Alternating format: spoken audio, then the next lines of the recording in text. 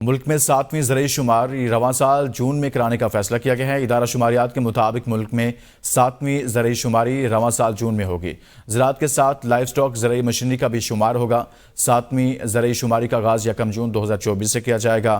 اسی بارے میں بات کرتے ہیں نمائندہ ABN نیوز شاہد اجمل سے۔ جی شاہد، مزید کہیے گا۔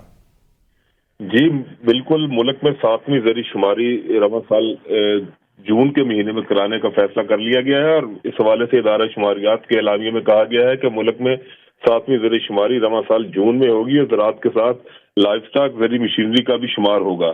7ویں زرعی شماری کا آغاز 1 جون 2024 سے کیا جائے گا اور فیلڈ آپریشن، مانیٹرنگ اور نگرانی کے لیے صوبائی انتظامیہ سے مدد لی جائے گی۔ عملے کی تربیت کے سلسلے میں پلان تیار کر لیا گیا ہے اور لاگت میں کمی کے لیے گزشتہ مردم شماری کا ماڈل اور وسائل استعمال کیے جائیں گے۔